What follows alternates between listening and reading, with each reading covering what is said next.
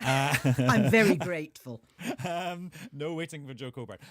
But just as we're speaking, there is a bit of news breaking, courtesy of Henry Zeffman. Yeah, so this garnishes, if you like, the conversation that you were having with the Chancellor on Newscast on Monday.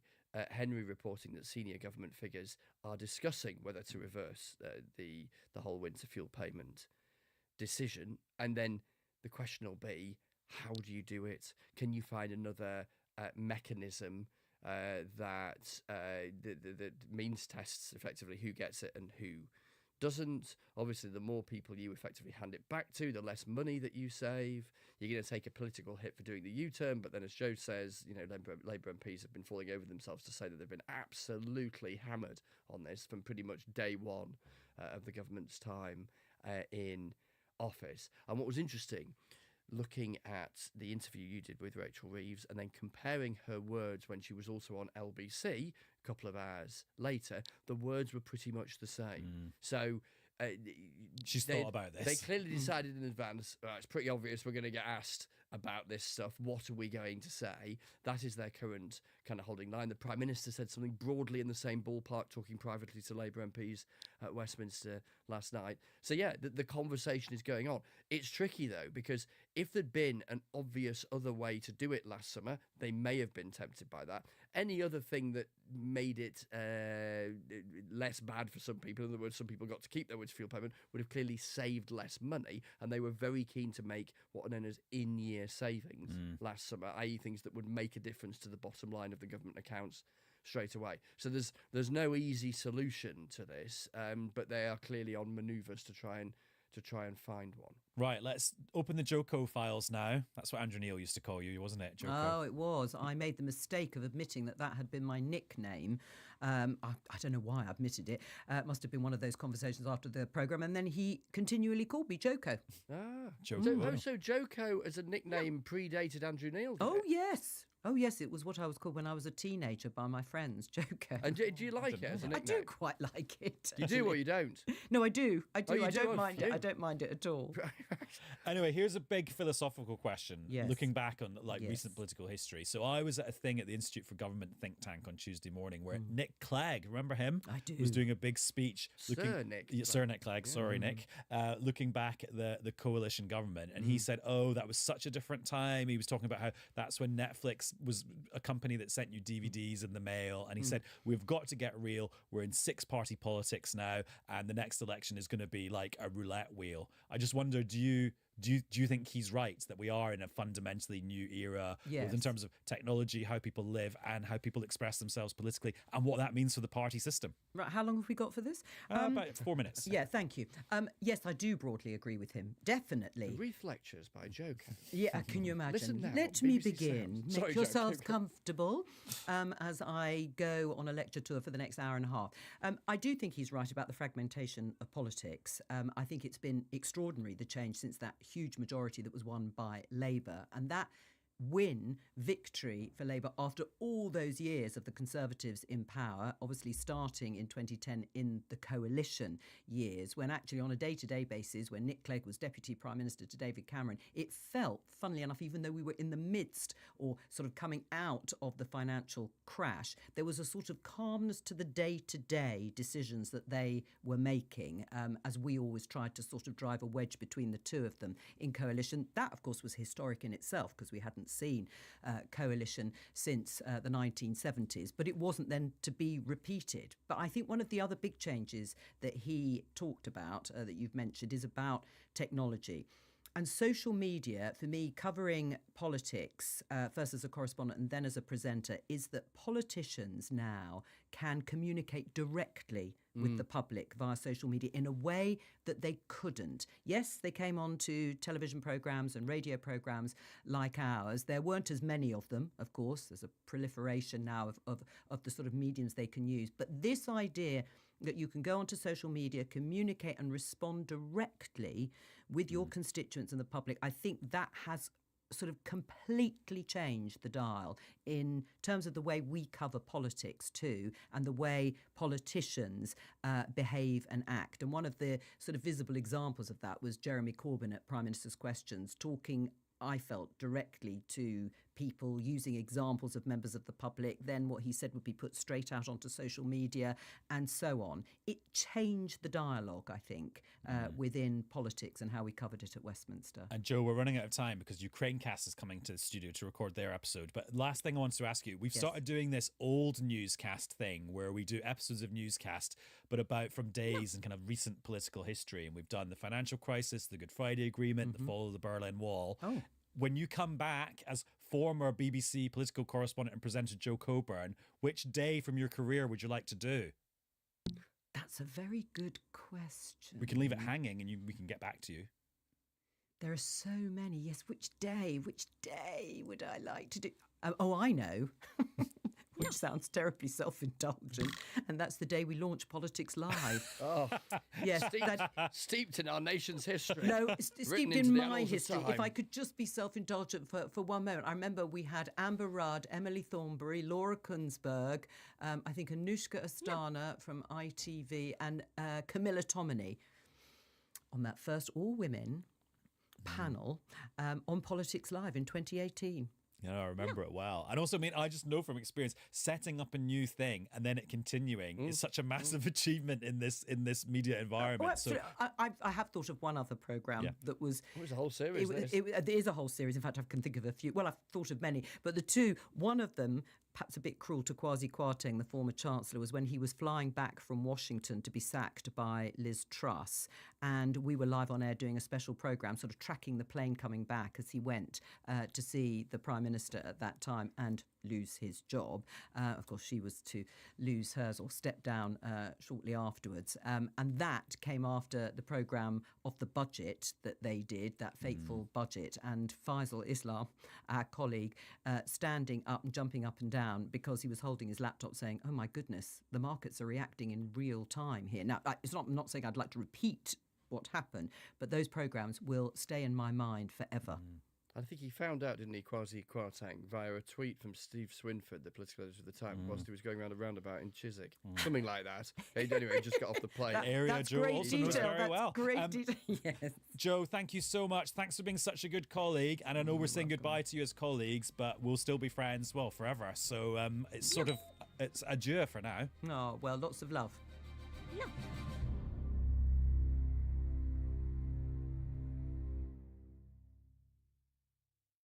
So that was Chris and Joe and me, and it was the definition of bittersweet. Now, before we go, Chris and I, before we caught up with Joe, had been doing our monthly phone-in on Radio 2 on Jeremy Vine's show, which today was being presented by Tina Dahealy. And, I mean, they just have such a brilliant way of introducing us. If you want to have a little hint of it, here is one. Chris Mason and Adam Fleming after Living La Vida Loca. Right, you've been Living La Vida newscast. That's it for this episode. Thanks very much to everyone who's been on it, and we will be back with another one very soon. Bye-bye. Newscast from the BBC. Well, thank you for making it to the end of another newscast. You clearly ooze stamina. Can I gently encourage you to subscribe to us on BBC Sounds, and then, without having to do anything else, our meandering chat will miraculously make its way to your phone.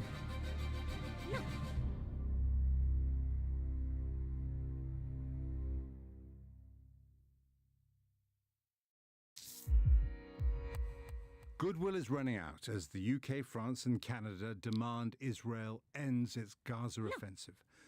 Written and read by me, Jeremy Bowen, the BBC's international editor.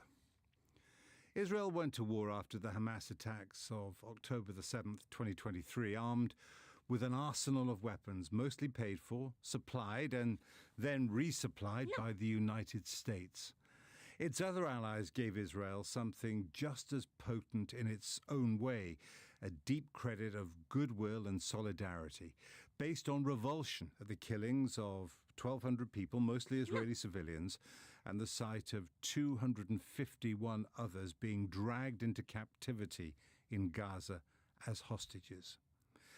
Now, it seems that Israel's credit has gone, at least as far as France, the United Kingdom and Canada are concerned.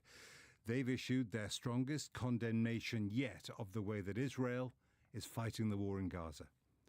Israel, they say, must halt its new offensive, which Prime Minister Benjamin Netanyahu says will destroy Hamas, rescue the remaining hostages, and put all of Gaza under direct Israeli military control. Their statement dismisses Netanyahu's arguments and calls for a ceasefire. Together, the three governments say that they strongly oppose the expansion of Israel's military operations in Gaza, adding, the level of human suffering in Gaza is intolerable. They call for the release of the remaining hostages and recall that after the heinous attack on October the 7th, they believe that the Israeli state had a right to defend Israelis against terrorism. But they go on, this escalation is wholly disproportionate. Netanyahu's decision to allow what he called minimal food into Gaza was, they said, wholly inadequate. Netanyahu's hit back, saying that leaders in London, Ottawa and Paris are offering a huge prize for the genocidal attack on Israel on October the 7th, while inviting more such atrocities. He insisted the war could end if Hamas returned hostages, laid down its arms, agreed that its leaders go into exile, and that Gaza was demilitarized. He said no nation can be expected to expect anything less, and Israel certainly won't. Netanyahu, who's sought under an international criminal court warrant for alleged war crimes and crimes against humanity, which he's dismissed as anti-Semitic, had been under heavy international pressure to end the blockade of Gaza after a respected international survey warned of imminent famine. At the London summit between the EU and the UK, the president of the European Council, Antonio Costa, called the humanitarian crisis in Gaza a tragedy where international law is being systematically violated and an entire population is being subjected to disproportionate military force. He said there must be safe, swift and unimpeded access for humanitarian aid. Netanyahu's reluctant decision to allow in limited supplies was condemned by his own ultra-nationalist coalition partners. The security minister, Itamar Ben-Gvir, convicted in 2007 for incitement to racism and supporting an extremist Jewish group that Israel classifies as a terrorist organization, complained that Netanyahu's decision would fuel Hamas and give it oxygen while our hostages languish in tunnels. Only 5 trucks made it into Gaza on Monday as Israeli troops advanced and air and artillery strikes killed more Palestinian civilians, including many young children. Opponents of Israel's destruction of Gaza and the killing of tens of thousands of Palestinian civilians will say that the governments of France, the UK and Canada are speaking out far too late. Many of them have held months of demonstrations protesting about the death and destruction in Gaza and more killing of Palestinian civilians and confiscation of land in the West Bank, the other side of the Palestinian territories, during military operations and raids by armed Jewish settlers. But sometimes, in the politics of war, a single incident carries symbolic power that clarifies and crystallizes so sharply it can force governments into action. This time, it might have been the killing on March the 23rd by Israeli forces in Gaza of 15 paramedics and aid workers. And that came after Israel on March the 18th had broken a ceasefire that had held for 2 months with a series of massive airstrikes. 5 days into the renewed war, an Israeli unit attacked the medical convoy and covered the men they'd killed and their bullet-ridden vehicles with sand. The Israeli account of what happened was shown to be untrue when a mobile phone was recovered from a body in the mass grave. Its owner had filmed the incident before he was killed.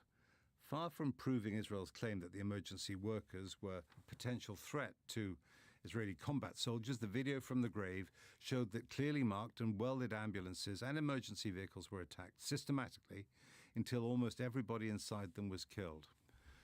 Now, alarm had been growing fast before that, and it's grown since, not just among Israel's usual opponents. Its European allies, with President Macron of France leading the way, have been toughening their language. The statement calling for an end to Israel's offensive is their harshest criticism of the Israeli war in Gaza so far.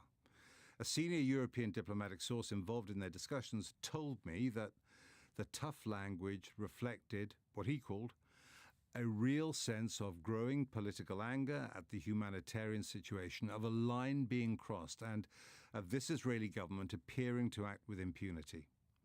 More ominously for Israel, the statement from the Canadians, the British and the French says that we will not stand by while the Netanyahu government pursues these egregious actions. If Israel does not cease the renewed military offensive and lift its restrictions on humanitarian aid, we will take further concrete steps in response. They didn't specify what those might be. Sanctions could be one possibility. A bigger step would be to recognize Palestine as an independent state. Israel, pushing back hard, has told them that they'd be presenting Hamas with a victory, but the tone of the statement made by the French, the Canadians and the British suggests that Israel is losing its ability to pressurize them. Senior figures within government are considering whether to reverse the decision to cut the winter fuel allowance for most pensioners. The BBC understands that no decision has yet been made. More than 9 million people lost payments worth up to £300 annually after the Chancellor Rachel Reeves restricted eligibility for the benefit last year. Our chief political correspondent, Henry Zeffman, has more details. This was one of the first decisions that Sir Keir Starmer and the Chancellor Rachel Reeves made after taking office 10 months or so ago, and it certainly proved to be one of the most controversial decisions they have made. Many Labour MPs, including senior figures in the government, blaming it for their bad performance at the local elections just a few weeks ago. Well, what I am told and what I can tell you is that discussions are taking place right at the top of government about whether to reverse course. Now, what precisely would that mean? I don't think they know yet. It could mean abandoning the policy altogether. That would mean that all pensioners would receive the winter fuel allowance once again. It could mean tweaking the threshold, which would mean more pensioners would receive the winter fuel allowance again, but not all of them all over again. I understand that discussions are still taking place, they're fluid, and ultimately the government might decide to stay as they are. But the fact that this is even being discussed shows you the scale of concern about the political impact of this at the top of Keir Starmer's government. If you ever head to Europe on holiday, Sir Keir Starmer is promising big changes as part of his new deal with the EU. Today's deal will also help British holidaymakers, as we're confirming that they will be able to use e-gates when they travel to Europe, ending those huge queues at passport control. The bad news is it probably won't be happening this summer. That's because of a new scheme to enhance border security, which is due to start later this year. And as our transport reporter Simon Browning explains, the scheme, called the EES, is just one hurdle that needs to be cleared. Whether it's Palma, Malaga, Paris or Amsterdam, lots of UK passport holders have been caught up in queues at EU airports since we left the bloc. That's when we lost the right to frictionless travel. Lots of people in the travel industry wanted changes because holidaymakers were getting stuck in passport queues and missing onward transfers or connecting flights. This new deal between the UK and EU provides new possibilities that will get smoother travel once more, but there are doubts it's going to be immediate and in place this summer. The European Entry-Exit Scheme starts in October, and it will mean that UK passport holders will need to submit their biometric details, such as fingerprint scans, to the EU when they travel there for the first time after October. It's done at the airport, port or train station, and you do it once every 5 years. The EU Commission has told the BBC that the use of e-gates for UK citizens will only start after this scheme begins. And this was backed up by Pat McFadden, the Cabinet Minister, when he spoke to the BBC. Two things will happen. The EU is introducing this new entry and exit scheme, so nothing's going to happen before that's in place. So that's not yet in place. They've put the date back for that a few times. The latest date is the autumn. Let's see if that's stuck to. After that, it's up to the member states. But this gives us the possibility, and I would say the probability, that people will be able to use the e-gates in future, which is not a possibility at the moment. The BBC understands that EU states were unclear if passport holders could use e-gates due to Brexit and the legalities of our departure. The new deal removes any legal concerns that EU nations had for UK passport holders to use e-gates. But it's ultimately up to the EU nations to make decisions about their own border security. Some EU destinations do already allow UK passport holders to use their e-gates, and sometimes a secondary check is needed to stamp the passport after the gate. It means the process isn't frictionless. The entry-exit scheme, when it begins, will remove the need for a manual check and stamp and for us to revert back to the using e-gates that are approved. The Prime Minister's spokesman said the UK would be working with member states to roll out changes as quickly as possible, adding that talks had started with individual EU nations. And the PM himself said he'd been talking to supermarket workers during an unofficial visit, who told him they were excited about the e-gates and not being in horrendously long queues, but the PM didn't say when it would start. A distributor to the UK's major supermarkets has said it's being held to ransom by cyber hackers. Logistics firm Peter Green Chilled supplies supermarkets including Tesco, Sainsbury's and Aldi. Recent major cyber attacks on Marks & Spencer and Co-op were larger, but industry sources say this latest attack highlights the threats that many smaller logistics firms are also facing from hackers. With more, here's our tech reporter, Chris Vallance. A month on from the first reports of the cyber attacks that hit M&S, the Co-op and Harrods, the attack on Peter Green Chilled is raising questions about the security of our food supply chains. The BBC's Wake Up to Money programme broke the news that the firm, one of hundreds who helped get cold produce onto shop shelves, had told its customers it had fallen victim to a ransomware attack. Although a relatively small player, it delivers food to leading supermarkets such as Tesco, Sainsbury's and Aldi. Ransomware hackers hold corporate systems hostage. They encrypt a victim's data and lock them out of computer systems unless they get paid. Often there's also a threat to publish sensitive information. The company says the transport activities of the business have continued unaffected throughout the incident. But the disruption to its systems has meant anxiety for firms that use its services. This is Wilfred Emmanuel Jones, founder of The Black Farmer. I don't want to exaggerate, but it is pretty desperate because still we do not have a solution for how Peter Green is going to get our stock that is sitting in their warehouse delivered to the supermarkets. And if they're not delivered in the next couple of days, because they're fresh products, they have to be thrown away. And for a small business, it is pretty devastating. Cyber criminals are increasingly targeting suppliers, according to a trade body representing 270 firms that transport refrigerated goods, including food and pharmaceuticals. Phil Pluck, chief executive of the Cold Chain Federation, said over the years 10 firms had told him they'd been hit by cyber attacks, but it was likely more had fallen victim and were keeping quiet. And recently, members had told him that the level of attacks were increasing. Our companies have massively increased their protection, but nevertheless, the attacks are much more sophisticated, much more numerous, and much more dangerous. And many cybersecurity experts argue that defence is much harder than attack. One chink in the armour can be enough for hackers to get into a vital system. Mr. Pluck wants the industry to get more support, and some cyber experts say the just-in-time nature of food retail makes it particularly vulnerable to disruption by hackers who might target suppliers, logistic companies, retailers, and payment systems. But it may not be enough to think about the security of IT systems alone.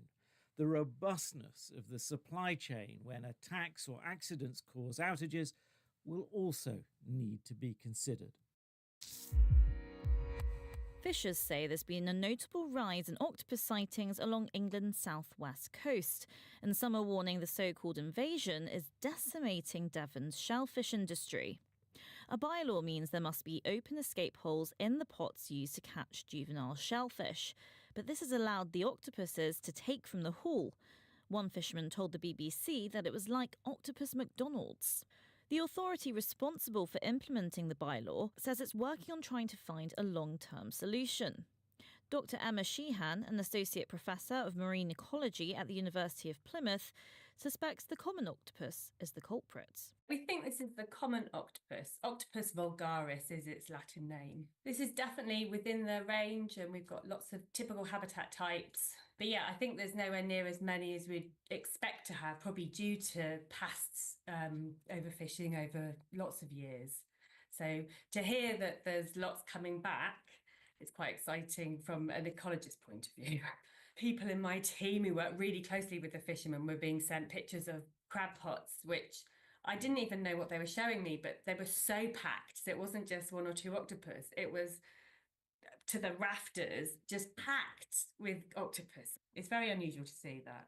And then more and more on different social media posts of divers and snorkelers. And again, so it's a guy called Dr. Pete Davis in my team. He told me of a new reef he's been snorkeling on really close to Plymouth Sound, and there were 12 octopus on one snorkel. So yeah, they're around, and there's lots of reports. They're either moving towards something, so some kind of like active movement, whether feeding has got better here, or our better management practices of our environment has made their habitats safer and more secure, so they're moving towards here.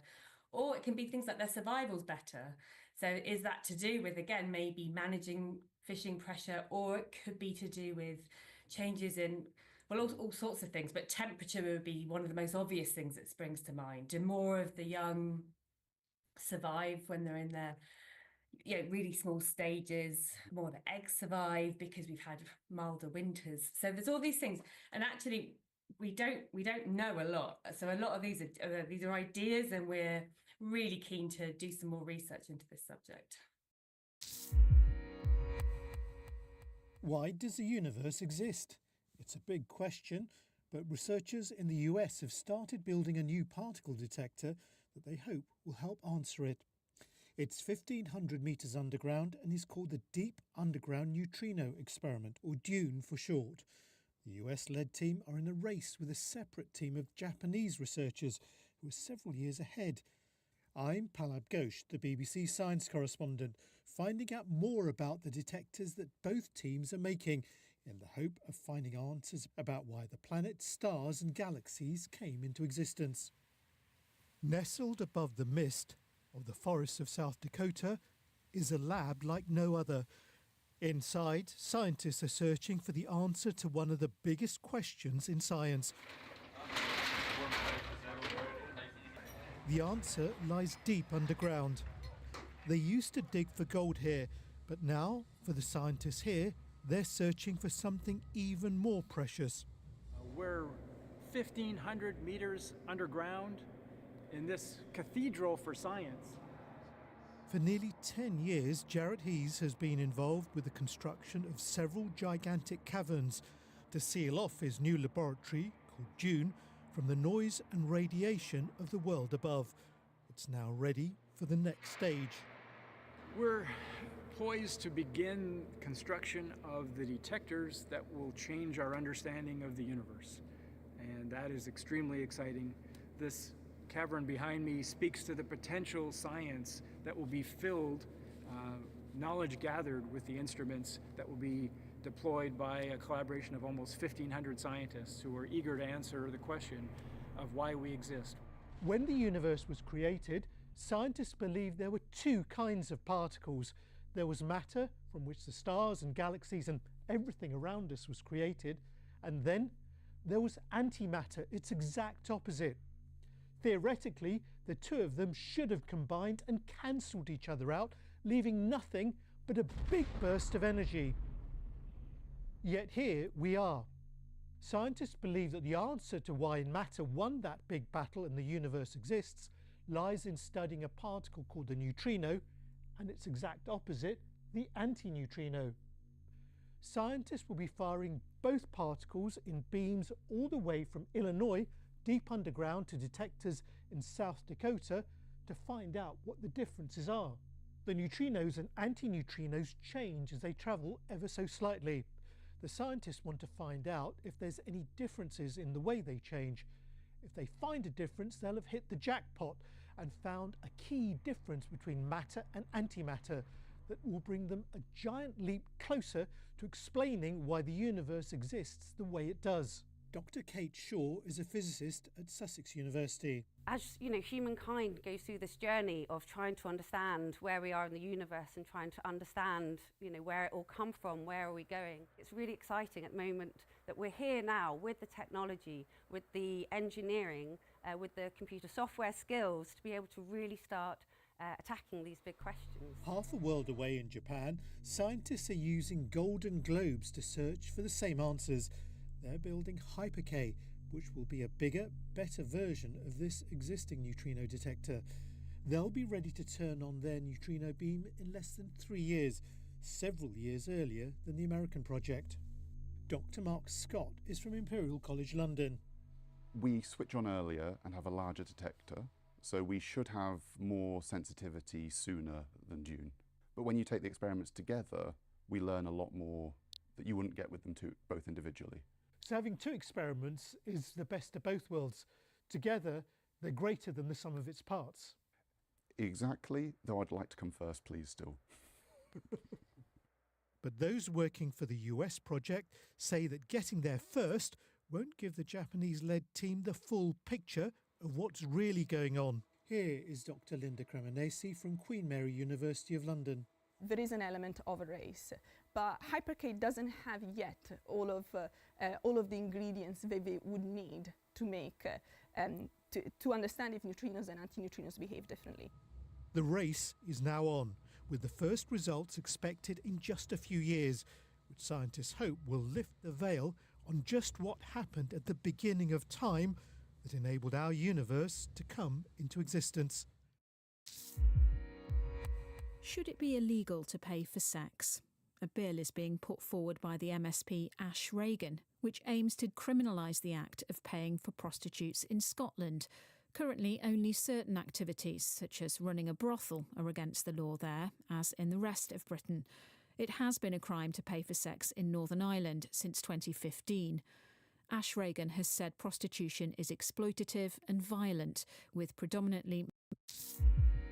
BBC Sounds. Music, radio, podcasts. Hello, it's 1,182 days since Russia began its full-scale invasion of Ukraine. Yesterday was a day of phone calls. First, Donald Trump briefly called Volodymyr Zelensky. He then spent around 2 hours on the phone to Vladimir Putin. And after that conversation, President Trump spoke with Zelensky again, alongside Emmanuel Macron, Friedrich Merz, Giorgia Meloni and others. Here is Donald Trump's assessment of that call with President Putin. This is what he wrote on Truth Social. I believe it went very well. Russia and Ukraine will immediately start negotiations towards a ceasefire and, more importantly, an end to the war. The conditions for that will be negotiated between the two parties, as it can only be, because they know details of a negotiation that nobody else would be aware of. The tone and spirit of the conversation were excellent. And I totally agree with Donald Trump that the phone call went very well with just one proviso. It went very well for Vladimir Putin. No ceasefire, not even a summit meeting between Vladimir Putin, Vladimir Zelensky, No or pressure. Donald Trump. What Vladimir Putin said basically focused on more talks. So they essentially talked to agree more talks. Vladimir Putin said that Russia is prepared to discuss a memorandum with Ukraine about a possible future ceasefire. He kept using the words possible and future, and that ceasefire might possibly in the future lead to a peace deal with Ukraine. But the Kremlin's spokesman, Dmitry Peskov, said there's no timeline as to when the memorandum will be concluded. And it's not even clear if negotiations immediately on a ceasefire will begin immediately. That's what Donald Trump seemed to suggest. That's what he said on Truth Social. Yes, but that to me means now, today. And they haven't. Yeah.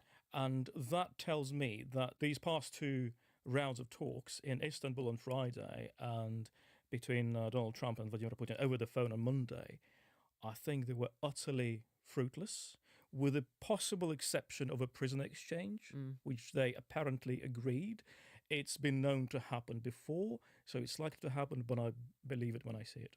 And President Zelensky posted on X, it is obvious that Russia is trying to buy time in order to continue its war and occupation. As always, so much to discuss on this episode of Ukrainecast. Ukrainecast from BBC News. Life is not safe in Ukraine, nowhere in Ukraine. We've had 3 years of bloody conflict now. We need to get to that lasting peace. We hope we can finish this war this year. President Trump will not allow anyone to turn Uncle Sam into Uncle Sucker. Biden was just enemy. Trump is a rival. Ukrainians will pay lives for this decision. You're gambling with World War III. Hello, this is Victoria Derbyshire in the Ukrainecast studio. And this is Vitaly Shevchenko, also in the Ukrainecast studio. Let's introduce you to Robert Fox, who is the defence editor at the Evening Standard website based here in London. And also, he's a columnist for the I newspaper, also in London. Hello, Robert, how are you? Hello, I'm fine. Can we start with your reaction to that 2-hour phone call between President Trump and President Putin? Given the attention span of Donald J. Trump, it was very long, wasn't it? And I think it's very interesting. They were trying, pardon the pun on my surname, they were trying to outfox each other, which I think is the game between Putin and Trump. Two big egos. They actually know each other in profile quite well. Trump wants peace and he wants a deal. We now have got the pattern absolutely more exaggerated than Trump 1 and Trump 2, which is deals, deals, deals all the way. And that's what he thinks he can offer Putin, bringing Putin, frozen Russia, out from the cold, joining the global trade and financial system, which is a very big prize for Putin. And Putin is tempted by that. But this is where the two narratives actually go. They don't collide. They go straight past each other's deaf left ear, because Putin cannot give up. And I'll be very interested to know what Vitaly's take on this. It is absolutely clear the kind of posturing he has done with his Russia, this very large amount of people under arms, the large slices, huge amounts of the economy, perhaps too much, predicated on a war posture.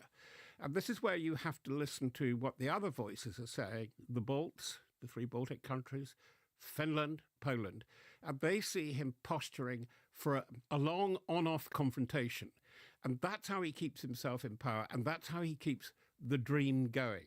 I think we have to hold our noses. I think actually, for one, I think the principals in Western Europe, Keir Starmer, Emmanuel Macron, now Chancellor Merz, absolutely understand this is going to be a long haul. And funny enough, we had the discussion between the UK and the EU, strengthening defence ties and exchanges.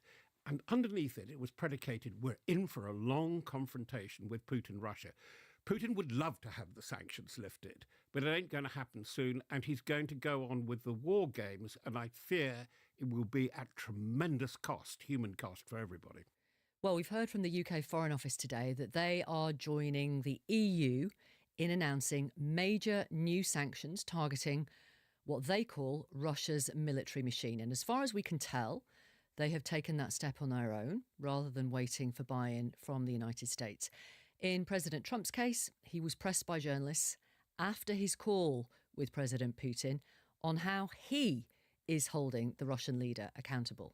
You previously on Truth Social implored President Putin to stop. You wrote Vladimir stop, and he didn't stop, quite the contrary.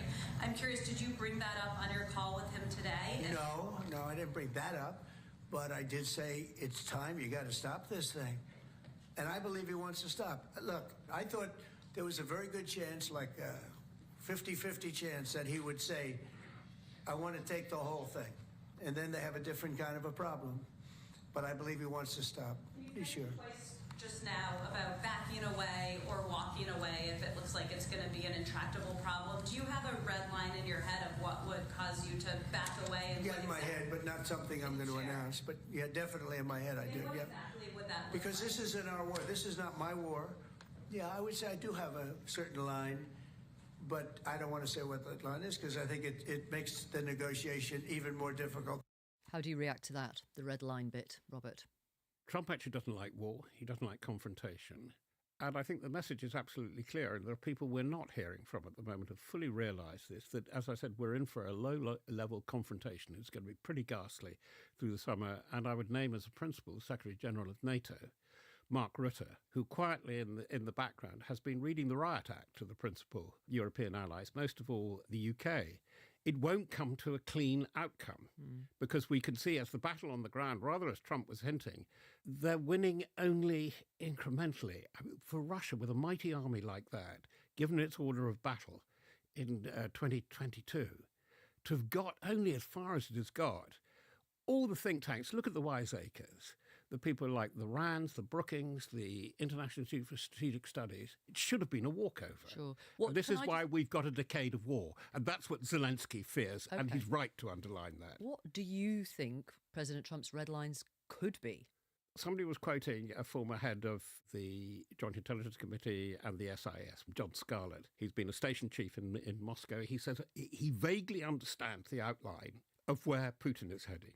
He simply cannot understand the conspectus, the geopolitical cosmos that is going on inside Trump's head. And I must say that I sympathise with it because he's a creature of touch politics. It's the thing of the moment, the deal of the moment. And I really don't know where this goes. And this is where I come back to Mark Rutte, where we're never behind in coming forward. He is really saying Europe will have to go and do more and more in itself. And this is why the NATO that we're going to end up, if we end up with a NATO at all at the end of this year, will be very, very different from what we've got now.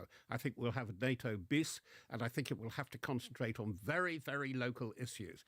And it is the asymmetric threat from the East, which is really preoccupying people at the moment. It's particularly in communications and cyber. Is there any chance at all that Donald Trump will ever get serious about punishing Russia, about exerting pressure on Russia rather than Ukraine? Before you answer that, I'm so sorry. I'm going to play a clip, if I may, of a Republican speaking to the BBC this morning, former Speaker of the US House of Representatives, Kevin McCarthy. In answer to your question, Vitaly, he insisted Donald Trump and the Republican Party is prepared to be tougher on President Putin if necessary. Have a listen. He's using his capital to move the dial, yes. And something that really drives him, the amount of lost lives there, the travesty of what has happened with Putin invading another country. He's trying to use his strength and the will to try to end that. But he also knows he can't let Putin just run the show in any places. I know looking at Senator Thune, the leader in the Senate, they have prepared a new round of sanctions against Russia if Putin does not show movement here. And our Secretary of State, Marco Rubio, said they're prepared to walk away. So can he get tougher? No, he won't. We know why, because the pathology is there. From the beginning, with Waltz and then with Witkoff, they've been talking to all the Putin talking points, which has led to the canard that, that is this a bought man? And Trump is holding out the prospect that if he has finally, and Putin's been very clever at slipping out of this, a face-to-face confrontation meeting with Putin, he can solve everything. Well, you now have to ask yourself why Putin is avoiding that at all costs. So the answer to your question, Vitaly, is no. And that is the real test for the NATO allies. Are they going to walk away? Well, the further east you go, to the Poland, the Finland, the Balts and the Scandinavians, they may not have all that much muscle power, but it's increasing, and they are really serious because they feel threatened by this.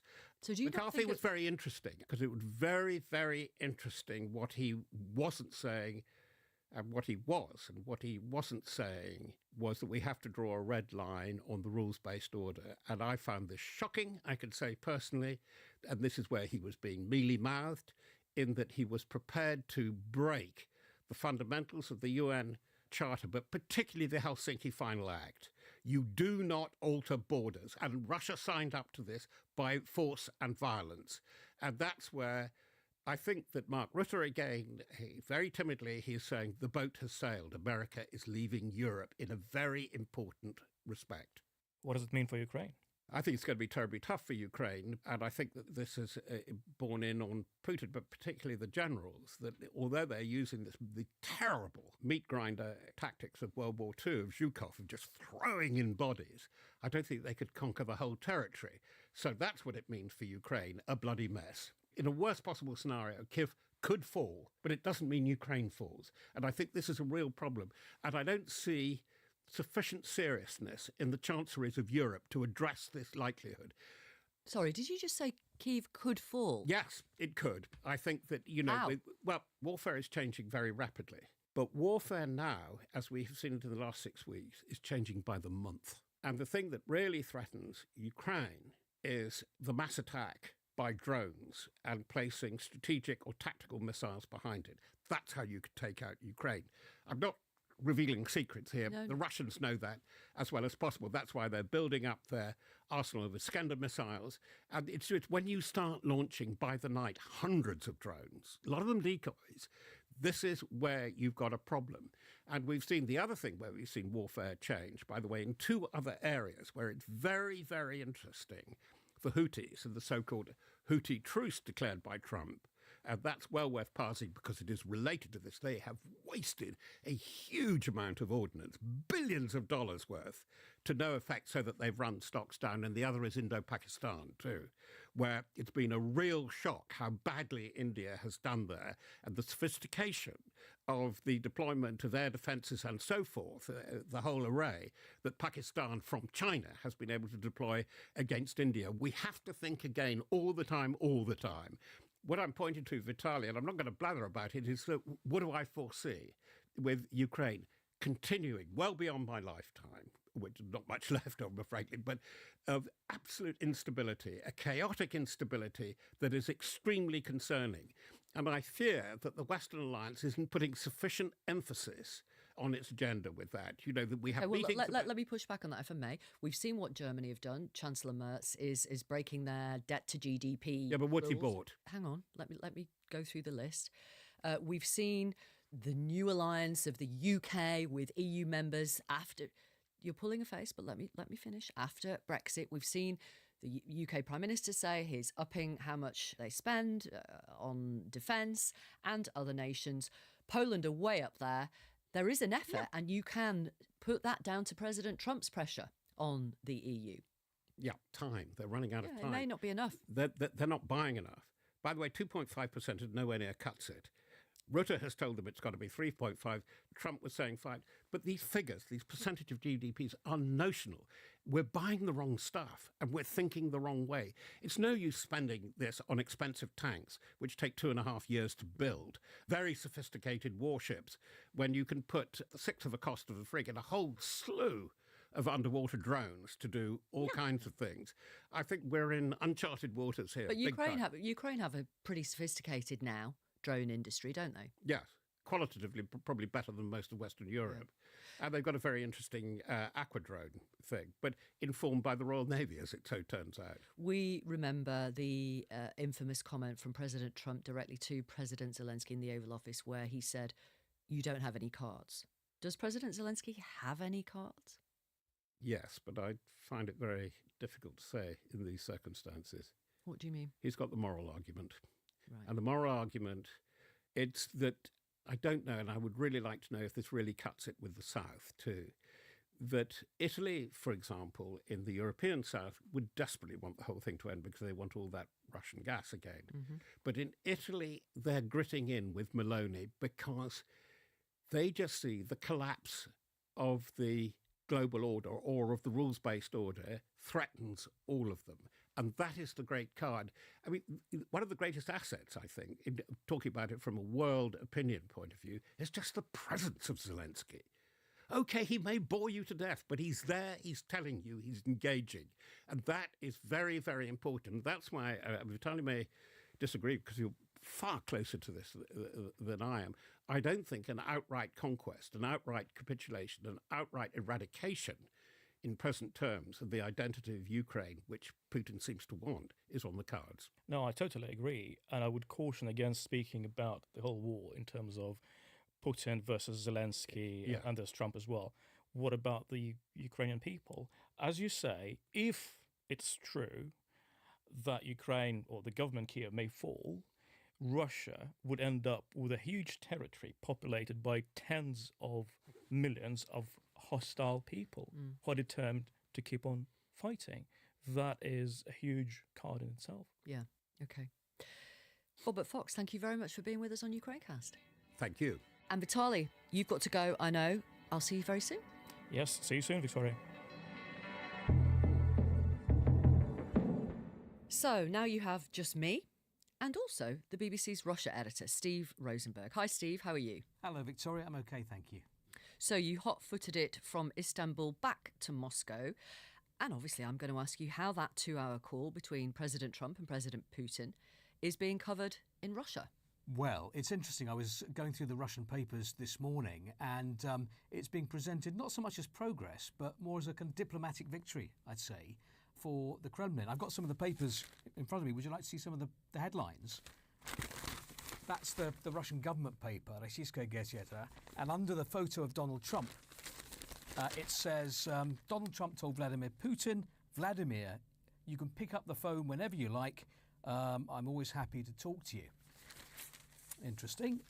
This is Kommersant, the business daily, and it talks about the memorandum that Vladimir Putin proposed about a possible future peace treaty. A bit vague there, but then that's the whole point, I think.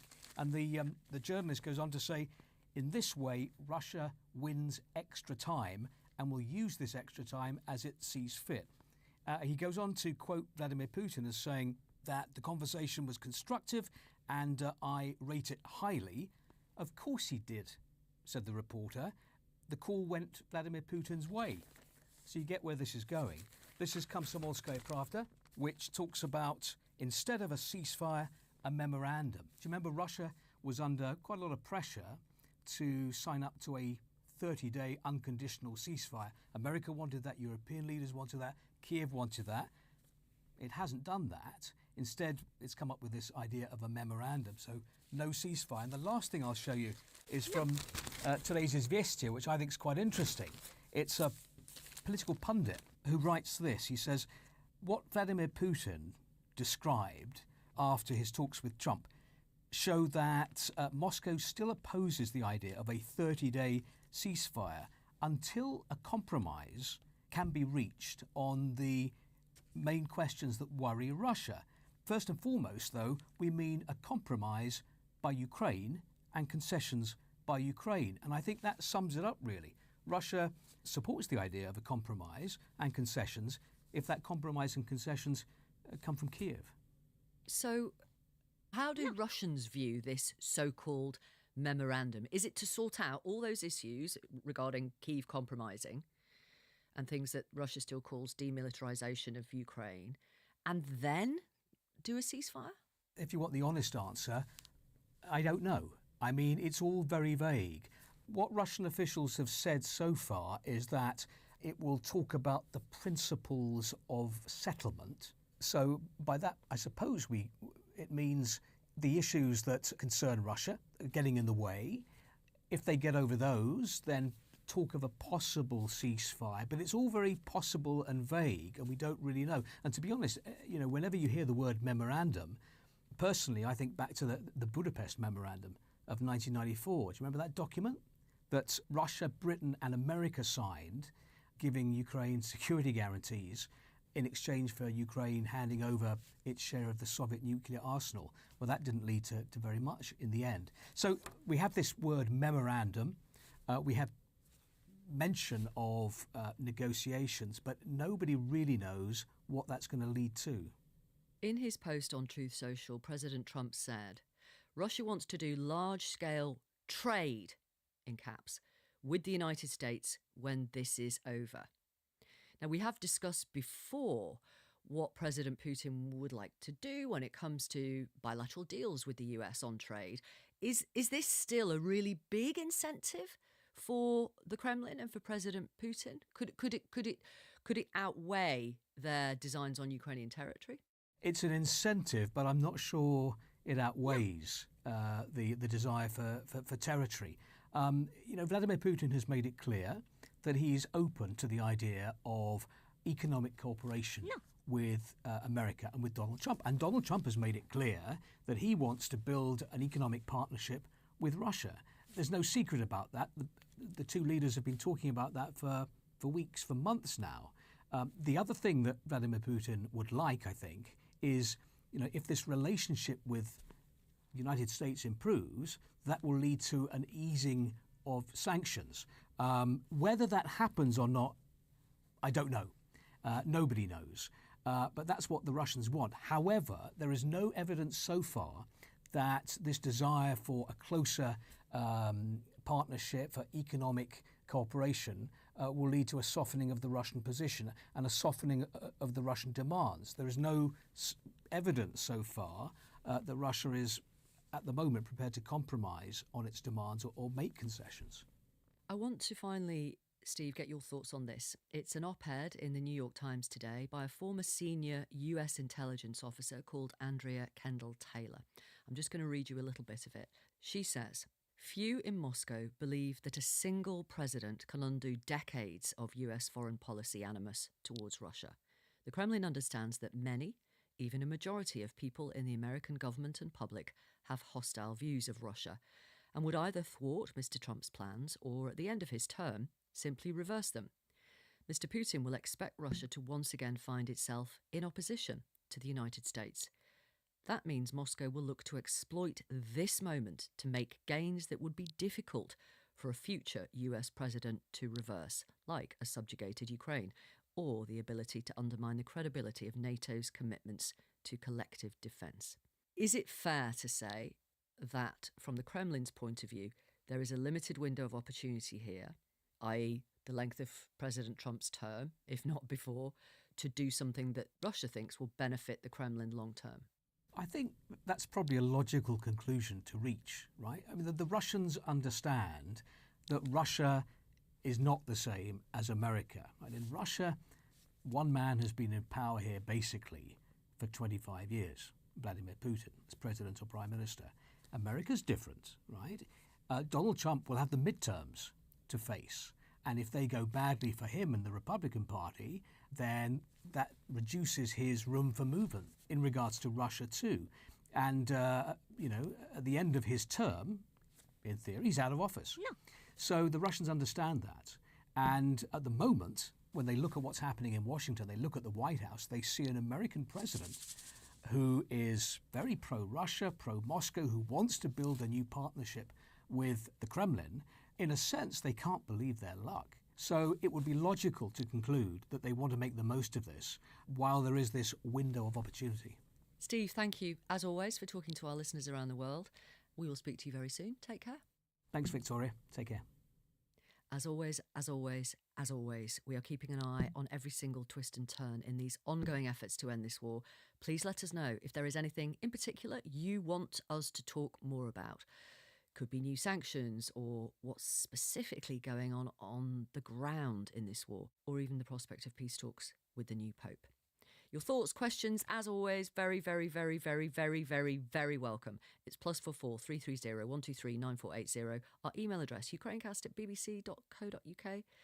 And thanks for listening to us, as always. And wherever you are listening in the world, take care. Ukrainecast from BBC News.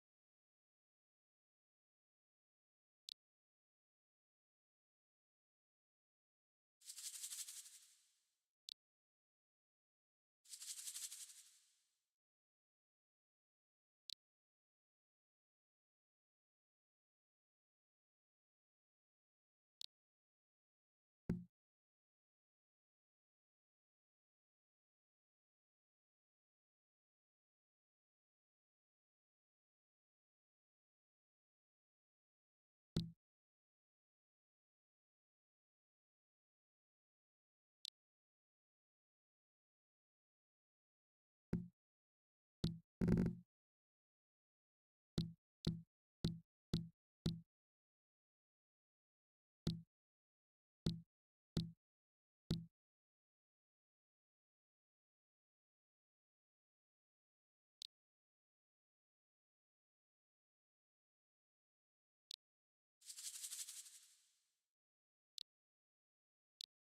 No.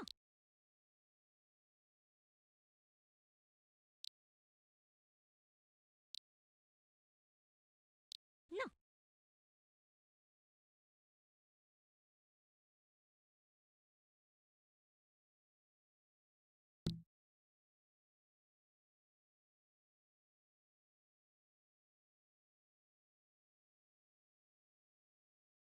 No.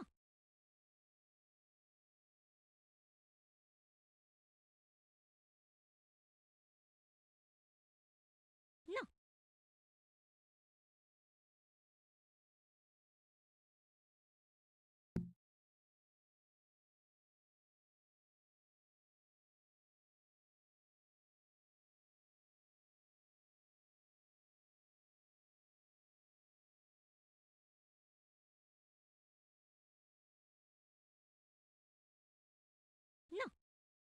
No.